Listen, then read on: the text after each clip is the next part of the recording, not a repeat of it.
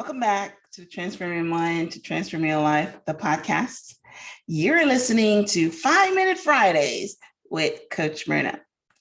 Today, I want to teach on the topic, how to find your purpose by what makes you weep.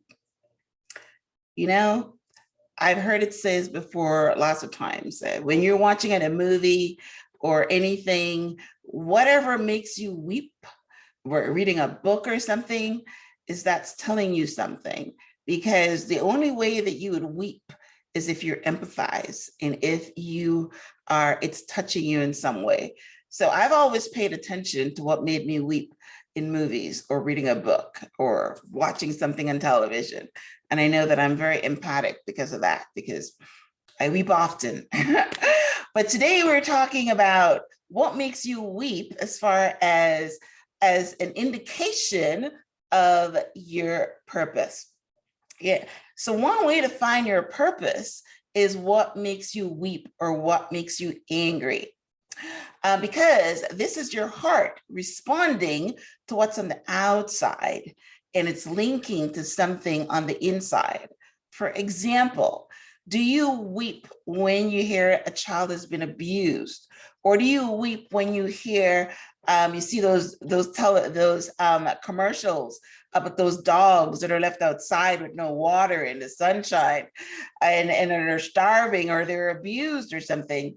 So yeah, what God has done is that He has made you connect with your purpose or what you're supposed to do on this earth by hardwiring or pre-wiring you with something that moves you, whether it makes you weep, makes you angry, or makes you do something about it.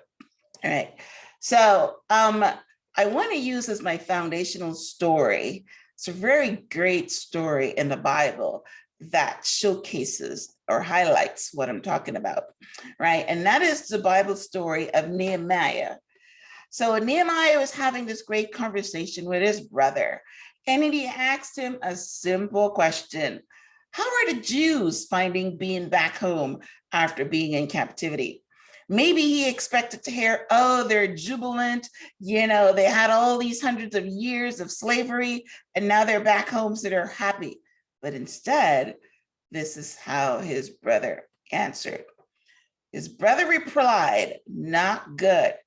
They are in trouble and disgrace because the walls of Jerusalem have been torn down and the gates destroyed by fire. When Nehemiah heard this, he wept for days until he felt compelled to do something about it. At the time, he was not a rich man, a man of influence, or had any other qualifications to rebuild a wall. He was the king's cupbearer, but that did not stop him from asking God to make the king favorable to his request to rebuild the walls of Jerusalem. Nehemiah had this immense calling to do something that it made him sad when he thought about it. So remember, he was not rich. He did not have any influence, or so he thought, but he was sad, and he decided that he was going to do something about it, but didn't know how. So one day, while he was serving the king noticed he was sad and asked him why. Nehemiah replied, I am sad because the city where my ancestors are buried is in ruins. The king asked, how can I help? What a strange response from a king. But this is because Nehemiah had already petitioned God to go before him and soften the heart of the king. So Nehemiah responded, send me to Judah to rebuild the city where my ancestors are buried. The king responded, how long will you be gone? This is such an amazing story. It's amazing. Again, no pushback. The king did not ask Nehemiah how he plans on accomplishing this task. He just said, Let me know how long you'll be gone.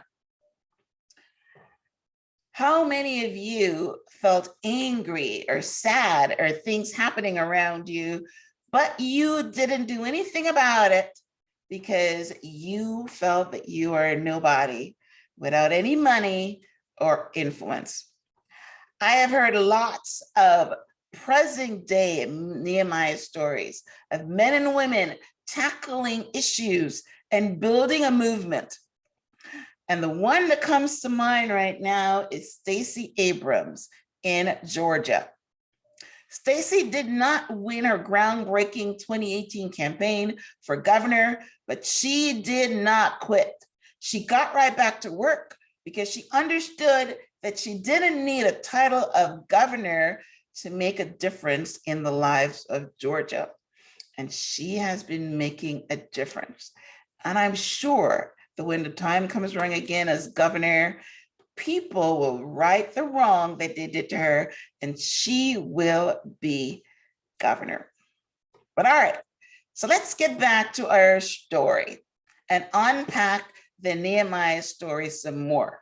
The truly amazing thing about this story is that Nehemiah completed the task of rebuilding the wall in 52 days.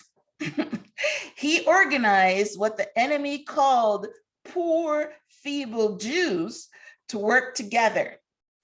Everybody did a little bit.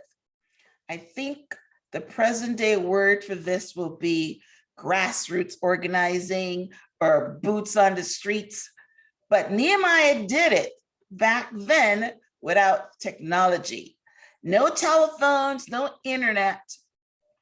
But why was he so successful? Because it was his purpose. This is what he was born to do. And his brother was just a fire starter. God sent him there, right? Nothing happens in this world as coincidence, not a topic. But yes, so that is basically what happens. He was successful because he was on purpose. It was his soul's purpose, and that is why the organizing forces in the universe came together to make it happen. How did Nehemiah find his purpose? He cried for days when he heard that the people were living in shame, and his heart told him that he should do something about it. In a similar way, your purpose has a way of finding you. It could jump off the page of a book that you're reading. You can hear a term like life coach, like what happened to me, and know that that's what you're supposed to do. Are you trying to find your purpose in life? Reflect on what elicits emotion from you. Listen to your heart. It will direct you to your purpose. Nehemiah built a wall. What can you build? Can you build a community center for youths in your community so that they can get off the streets? Can you build a school in your village so the kids can get an education? Can you build wells in third world countries so that poor people can drink water? Whatever is causing you pain, you can do something about it. You are limitless. You only need the desire, and the organizing power of the universe will do the rest. Well, thank you for tuning in to 5-Minute Fridays with Coach Myrna. I hope that you were inspired today to reflect on what makes you weep, what makes you angry, because it is God directing you to your purpose. And I hope that if you have not already found your purpose in life, then this will be inspiration, cause you to reflect, maybe open some doors, right? So that you can live on purpose. Because until you find your purpose, then your life will be unfulfilled. So Thank you for tuning in to this week's episode of 5-Minute Fridays with Coach Myrna. I want to invite you to join my private Facebook group on Facebook that's called Life Coach. There you will be receiving inspiration on a daily basis from all the coaches that are on the line. Until next time, namaste.